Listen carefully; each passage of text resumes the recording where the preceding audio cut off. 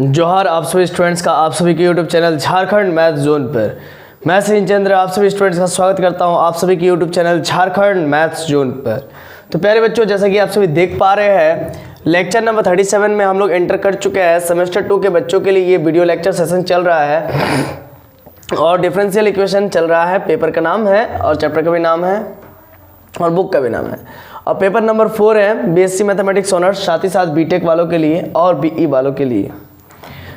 जैसा कि आप सभी देख पा रहे हैं कि हम लोग इक्वेशन सॉल्वेबल फॉर वाई पे आ चुके हैं और ये एक नया टॉपिक होने वाला है। और इससे पहले इक्वेशन सॉल्वेबल फॉर पी कर रहे थे, first order and higher degree, मतलब कि फर्स्ट ऑर्डर तो होगा लेकिन फर्स्ट डिग्री का नहीं होगा, उसके अलावा सेकेंड हो सकता है, थर्ड हो सकता है, dot dot dot nth degree तक का हो सकता है।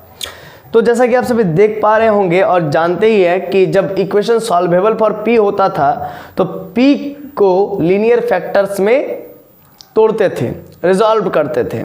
और अगर आपका y है इस बार जो है कि इक्वेशन सॉल्वेबल फॉर y है तो y को लीनियर फैक्टर्स में रिजॉल्व करेंगे और देन उससे हम लोग 2 या 3 जितना फैक्टर्स होगा उसको लेकर के सॉल्यूशन करेंगे। इसी प्रकार से होगा जस्ट, ठीक है ना। तो जैसा कि आप सभी देखेंगे, सबसे पहले ये समझेंगे एक्चुअली में यहाँ पर हो क्या रहा है।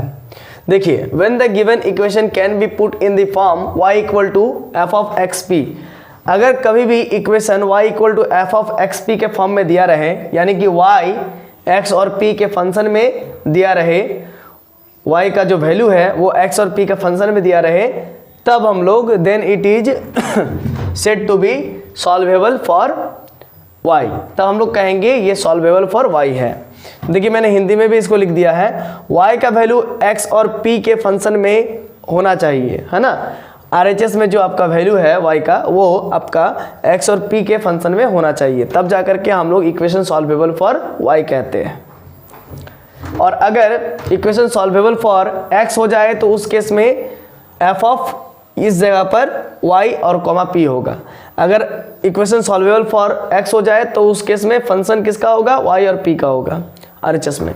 क्योंकि इक्वेशन सॉल्वेबल फॉर y है इसीलिए x और p का फंक्शन है। क्लियर है। तो कुल मिला के देखा जाए तो अभी हम लोग को इक्वेशन सॉल्वेबल फॉर y में y का वैल्यू निकाल देना है, ठीक है ना। तो आइए निकालते हैं, एक क्वेश्चन से समझते हैं। देखिए, क्वेश्चन इस प्रकार से है, y equal to 2px plus 4x p square है, ठीक है ना। तो सॉल्यूशन में लिखेंगे given differential equation is y equal to 2px plus 4x p square. आप देख सकते हो यहाँ y जो है वो x और p का फंक्शन में है, तो इसको इक्वेशन 1 लेट कर लीजिए। अब differentiation both sides with respect to x लिखिए, देन वी गेट। चूंकि y जो है x और p का फंक्शन है, इसी वजह से मैं यहाँ पर differentiation both side with respect to x लिख रहा हूँ, ठीक है। तो अब क्या हो जाएगा, dy बाई dx हो जाएगा, 2 को छोड़ा x को छोड़ा, ठीक है ना, u इंटू पी में x को छोड़ा, p को डिफरेंशिएट किया with respect to x, dp by dx plus p को रहने दिया, अब x का 1 हो गया, dx बाई dx का 1 प्लस 4, p स्क्वायर को छोड़ा x का, dx बाई dx 1 प्लस, अब x को छोड़ा तो p स्क्वायर का 2p dp by dx function of function rule से। अब dy बाई dx को एज इट इज रहने दीजिए, 2x dv by dx multiply कीजिए, 2 इंटू पी, 2p 1 से तो मल्टीप्लाई करें तो 2p इंटू 1 तो 2p ही होगा प्लस 4p स्क्वायर और 4 into 2 8 8xp dp by dx। अब यहाँ पर आप देख सकते हैं जैसा कि ये p dy बाई dx को हम लोग p लिखते हैं और यहाँ पर प्लस 2p है, माइनस 2p हो जाएगा, प्लस 4p स्क्वायर है तो माइनस 4p स्क्वायर हो जाएगा।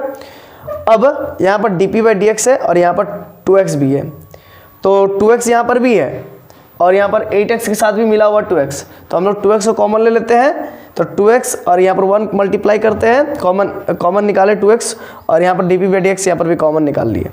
तो 2x को अगर 1 से मल्टीप्लाई करेंगे और dp बाई dx को अगर 1 से मल्टीप्लाई करेंगे तो 2x dp बाई dx आएगा। अब 2x को अगर 4p से मल्टीप्लाई करेंगे तो 4 दूनी का 8 xp dp बाई dx हो जाएगा। अब जरा देखिए, इस p में से 2p घटाएंगे तो माइनस p और minus 4p square equal to 2x 1 plus 4p into D P by D x.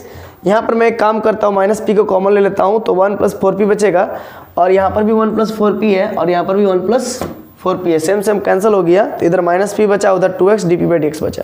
तो जैसा कि आप देख पा रहे हैं माइनस p है ना, फिर 2x dp/dx बचा है। अब वेरिएबल सेपरेबल करेंगे, है ना, वेरिएबल को सेपरेट करेंगे।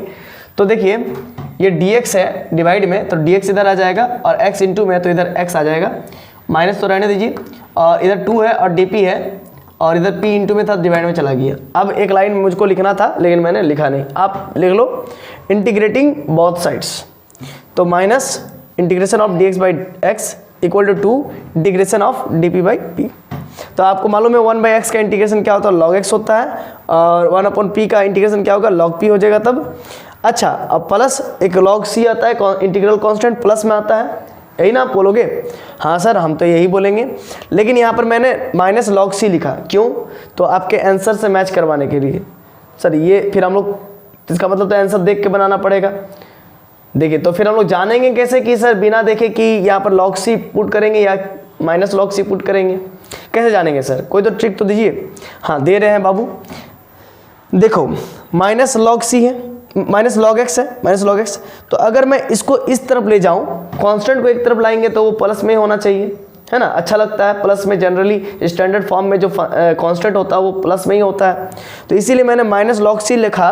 क्यों लिखा? क्योंकि अगर मैं इसको इधर ले आऊँगा तो ये माइनस log x उधर चल जाएगा तो प्लस log x में कन्वर्ट हो जाएगा, और ये जो कांस्टेंट है वो पॉजिटिव में कन्वर्ट हो जाएगा। समझ रहे ना, इसी वजह से हमने ऐसा किया है। तो 2 log p plus log x, तो आप इसको ऐसा भी समझ सकते हो, माइनस log x है तो उधर गया तो plus log x, that is log c इधर हो गया, और ये 2 log p को हम लोग लिख सकते हैं log p स्क्वायर, क्योंकि एक रूल होता है n log m, तो n जो है वो m के माथे पर चल जाता है, m to the power n हो जाता है, तो ये 2b p स्क्वायर हो जाएगा, मतलब 2p के ऊपर चला जाएगा, ये log के प्रॉपर्टी से।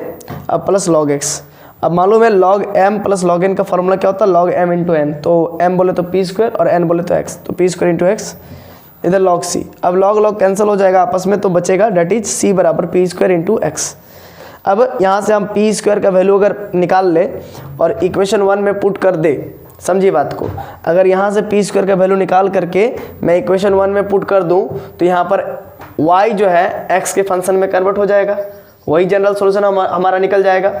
अगर मेरा p स्क्वायर यहाँ पर है, यहाँ पर क्योंकि मुझे इक्वेशन सॉल्वेबल फॉर y दिया हुआ है तो y का जस्ट वैल्यू लाना है ना, x के टर्म्स में, x या y के टर्म्स में, मतलब कि y का जस्ट वैल्यू आपको लाना है, ठीक है ना, उसमें p नहीं होना चाहिए।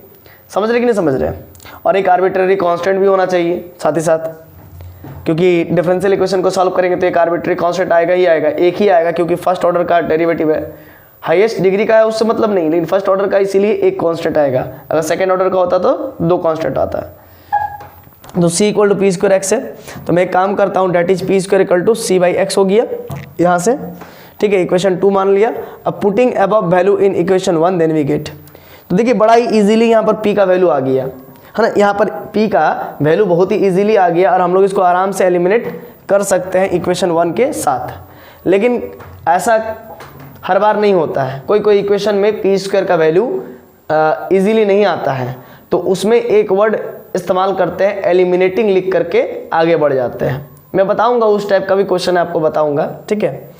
तो अभी क्या है कि c बराबर पी स्क्वायर एक्स है, तो p square equal to c by x हो जाएगा। तो putting above value in equation 1 then we get, आइए ये इक्वेशन 1 है, y equal to 2px plus 4x p square, p को एलिमिनेट नहीं करेंगे अभी, p स्क्वायर को एलिमिनेट करेंगे, तो p स्क्वायर को y equal to 2px plus 4x और p स्क्वायर की जगह पर c बाई एक्स आया है, तो यहाँ पर c बाई एक्स मैंने लिख दिया, और ये x से ये x कैंसिल हो गया, बचा क्या मेरा y equal to 2px plus 4c, तो y minus 4c equal to 2px हो गया। अब मैं क्या करूँगा, यहाँ तक भी आप अपना आंसर को छोड़ सकते हो, ठीक है, क्योंकि आपका y का वैल्यू अब आ गया है, y का वैल्यू आपका x और c के कांस्टेंट फंक्शन में आ गया है, मतलब कि y का वैल्यू x के फंक्शन में आ चुका है और c as a arbitrary constant भी आ चुका है। आप यहाँ तक भी छोड़ सकते हो, लेकिन आपके बुक में आंसर ये दिया हुआ है, तो इसीलिए हम लोग क्या करते हैं, y minus 4c equal to 2px करके squaring both sides then we get लिख देते हैं। अब यहाँ पर भी छोड़ोगे तो कोई दिक्कत नहीं है, ठीक है, स्क्वायरिंग बोथ साइड्स, तो y माइनस 4c का होल स्क्वायर इक्वल टू 2 का स्क्वायर और ये p square into x square, y minus 4c का whole square that is equal to 2 का square 4 p square into x square, which is required general solution of equation 1। यही मेरा required solution है ना, given differential equation 1 का, ठीक है, तो यही हम लोग को लाना था, यही हमने ले आया है। चलिए अब थोड़ा से कुछ बात कहेंगे, वो सब आप नोटिस कीजिएगा जो बात कहेंगे अभी। हाँ, तो वही बात है कि P का वैल्यू निकालना कुछ क्वेश्चंस में हार्ड हो जाता है, मुश्किल हो जाता है। इस क्वेश्चन में P का वैल्यू बड़ा आसानी से निकल चुका है। तो P हटा, यहाँ से हम लोग जो गिवन मतलब कि जो हम लोग का आया हुआ था उससे हम लोग जो गिवन डिफरेंशियल इक्वेशन में से हम लोग P को एलिमिनेट कर दिए और C का वैल्यू ले आए, मतलब कि C आर्बिट्री कांस्टेंट भी ले आए, है ना। P यहाँ से हट गया है, आप देख सकते हैं P यहाँ से हट गया है और एक आर्बिट्री कांस्टेंट साथ ही साथ C आ गया है, आप देख सकते हैं यहाँ पर एक आर्बिट्री कांस्टेंट C आ गया है और P यहाँ से एलिमिनेट हो गया है। समझ रहे कि नहीं समझ रहे? मतलब P स्क्वायर यहाँ से एलिमिनेट हो गया और y माइनस 4c का whole square equal to 4p square into x square आ गया है, ठीक है। अब आप ऐसा भी कर सकते हैं बच्चों कि P स्क्वायर का वैल्यू आपका c बाई एक्स है, तो P स्क्वायर का वैल्यू आप c बाई एक्स लिख सकते हैं, ठीक है ना। एक एक्स से एक एक्स कैंसिल हो जाएगा, समझ रहे ना, एक एक्स से एक एक्स कैंसिल हो जाएगा, तो फिर ये और आगे बढ़ सकता है। जैसा देखिए यहाँ पर दिमाग समझाते हैं ना, देखिए कहाँ समझाएंगे। चलिए पहले आप इसको उतार लीजिए, है ना, इसको स्क्रीनशॉट ले लीजिए। चलिए आशा है कि आपने इसका स्क्रीनशॉट ले लिया होगा। मैं इसको इरेज करता हूँ और फिर समझने का कोशिश कीजिएगा आप।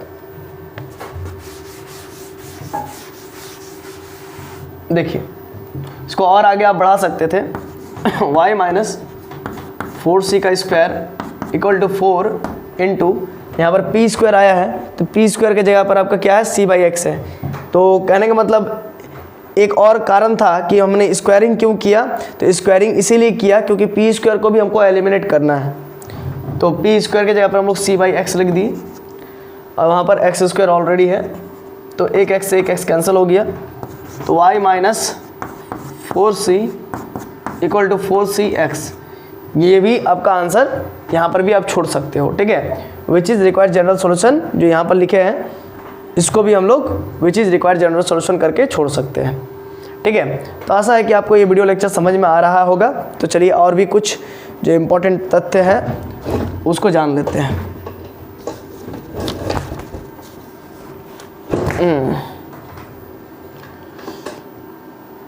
चलिए, तो P का वैल्यू हर जगह आसान नहीं है निकालना, कुछ कुछ क्वेश्चंस में मैं आपको बताऊंगा। आर्बिट्री, देखिए P को एलिमिनेट करके हम लोग आर्बिट्री कांस्टेंट ले आए हैं, C ले आए हैं, ठीक है, जैसे कि आप सभी को दिख पा रहा है। और ये जरूरी भी है क्योंकि आपका given differential equation first order का था, तो एक ही आर्बिट्री कांस्टेंट आएगा जो कि एक ही आर्बिट्री कांस्टेंट C के रूप में आया हुआ है, ठीक है, दूसरा नहीं आएगा। सेकेंड ऑर्डर रहता तब दूसरा आता, दो ठो आता आर्बिट्री कांस्टेंट, है ना। तो देखिए P हट गया है, एक आर्बिट्री कांस्टेंट आ गया है और x y के बीच में एक रिलेशन स्थापित हो चुका है, x और y के बीच में एक रिलेशन स्थापित हो चुका है ना। यही करना ही था हम लोग को, x और y के बीच का एक रिलेशन स्थापित करना था। तो देखिए अब इम्पॉर्टेंट बात यहाँ पर फोकस कीजिएगा। कुछ केसेस में P का वैल्यू को निकालना बहुत ही कॉम्प्लिकेटेड हो जाता है। फिर से एक बार समझिएगा, मैं पहले लिख देता था हिंदी में बहुत सारा, लेकिन लंबा टाइम लग जाता था, तो अब पढ़ के ही समझा रहा हूँ। कुछ केसेस में, है ना, P का वैल्यू को निकालना बहुत कॉम्प्लिकेटेड हो जाता है ना। तो उस केस में हम लोग लिखते हैं, एक लाइन लिखते हैं, now eliminating P between this result and given equation then we get required solution. मतलब उस केस के लिए मैं बता रहा हूँ जहाँ पर P को एलिमिनेट करना आसान नहीं होता है, P का वैल्यू निकालना आसान नहीं होता है। मैं बताऊंगा कुछ ऐसे केसेस आएगा क्वेश्चंस में, तो जहां पर P का वैल्यू को एलिमिनेट करना आसान नहीं होता है, बहुत मुश्किल होता है। तो उन सब केसेस में हम लोग लिखते हैं, now eliminating P between this result and given equation then we get required solution. ये हम लोग लिखते हैं उस केसेस में। तो अब आपको करना क्या है, अब आपको आपके बुक से कुछ ऐसे एग्जाम्पल्स को देख लेना है और कुछ एग्जाम्पल्स को सॉल्व करना है, ठीक है। आप अपने बुक में देखिए, कुछ एग्जाम्पल्स होगा इस प्रकार का, और नेक्स्ट क्लास में हम लोग इससे रिलेटेड, इस टॉपिक से रिलेटेड और भी क्वेश्चंस को करेंगे। तब तक के लिए जोहार, खुश रहिए, आबाद रहिए और पढ़ते रहिए। धन्यवाद। है।